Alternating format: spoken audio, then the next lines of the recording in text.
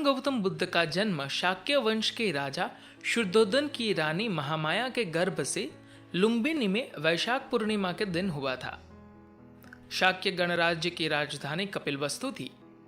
सिद्धार्थ के पिता शाक्यों के राजा शुद्धोदन थे। बुद्ध को शाक्य मुनि भी कहते हैं। सिद्धार्थ की मां माया देवी उनके जन्म के कुछ देर बाद मर गई थी। कहा जाता है कि फिर एक ऋषि ने कहा कि वे या तो एक महान राजा बनेंगे या फिर एक महान साधु। ज्ञान प्राप्ति के समय उनकी अवस्था 35 वर्ष थी। ज्ञान प्राप्ति के बाद तपस्सु तथा कालिक नामक 2 शूद्र उनके पास आए। महात्मा बुद्ध ने उन्हें ज्ञान दिया और बौद्ध धर्म का प्रथम अनुयायी बनाया। गौतम बुद्ध की मृत्यु 483 ईस्वी सन में पूर्व कुशीनारा में हुई थी। उस समय उनकी उम्र 80 वर्ष थी। बौद्ध धर्म के अनुयायी इसे महापरिनिर्वाण कहते हैं, लेकिन उनकी मृत्यु के मत में बौद्ध बुद्धिजीवी और इतिहासकार एक मत नहीं है। भगवान बुद्ध के अंतिम शब्द क्या थे? हे भिक्षुको, इस समय आज तुमसे इतना ही कहता हूं कि जितने भी संस्कार है सब नाश होने वाले हैं। प्रमाद रहित होकर अपना कल्याण करो। ये 483 ईस्वी सन पूर्व की घटना है। वे उस समय 80 वर्ष के थे। मृत्यु पर अलग अलग मत क्या थे? बौद्ध धर्म बौद्ध ग्रंथ महापरिनिर्वाण सूक्त में पाली भाषा में उल्लेखित है। उस वर्ष बारिश से पहले बुद्ध राजगृह में थे। वहां से वे भिक्षु संघ के साथ यात्राएं करते वैशाली पहुंचे। यहां पास के बेलग्राम में उन्होंने वर्षावास किया। यहां वे बीमार हो गए। स्वस्थ होने पर वे फिर अम्बग्राम, भंडग्राम, जम्बूग्राम, भोगनगर आदि की यात्रा करते पावा नामक ग्राम में पहुंचे। वे यहां चुंद कम्मार पुत्र नामक एक लोहार के आमों के वन में ठहरे। उसने खाने में उन्हें मीठे चावल, रोटी व मद्दव दिया। बुद्ध ने मीठे चावल व रोटी तो औरों को दिलवा दिया, पर मद्दव इसलिए किसी को नहीं दिया क्योंकि उन्होंने समझ लिया था ये कोई अन्य पचा नहीं सकेगा। स्वयं उन्होंने भी जरा सा खाया, शेष जमीन में गड़वा दिया। इसको खाते ही वे बीमार हो गए थे और उनकी मृत्यु हो गई।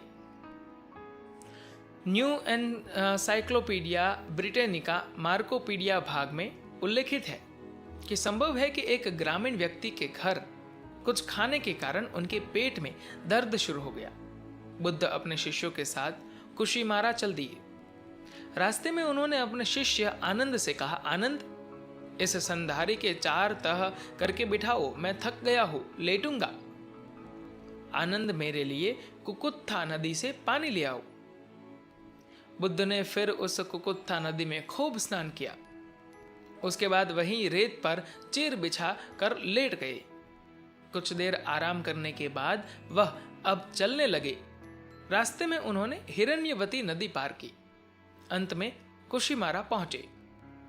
यहां उनका कहना था कि मेरा जन्म 2 शाल वृक्षों के मध्य हुआ था, अतः अंत भी 2 शाल वृक्षों के बीच में ही होगा। अब मेरा अंतिम समय आ गया है। आनंद को बहुत दुख हुआ। वे रोने लगे। बुद्ध को पता लगा तो उन्होंने उन्हें बुलवाया और कहा, मैंने तुमसे पहले ही कहा था कि जो चीज उत्पन्न हुई है वह मरती है। निर्वाण अनिवार्य और स्वाभाविक है, अतः रोते क्यों हो? बुद्ध ने आनंद से कहा कि मेरे मरने के बाद मुझे गुरु मानकर मत चलना। बुद्ध की मृत्यु के बाद उनके पुत्र राहुल भी भिक्षु हो गए थे, पर बुद्ध ने उन्हें कभी कोई महत्व प्राप्त नहीं होने दिया। बुद्ध की पत्नी यशोधरा अंत तक उनकी शिष्या नहीं बनी। उनके मरने पर 6 दिनों तक लोग दर्शनों के लिए आते रहे। 7वें दिन शव को जलाया गया। फिर उनके अवशेषों पर मगध के राजा अजातशत्रु, कपिलवस्तु के शाक्यों और वैशाली के विच्छविदोद आदि में भयंकर झगड़ा हुआ।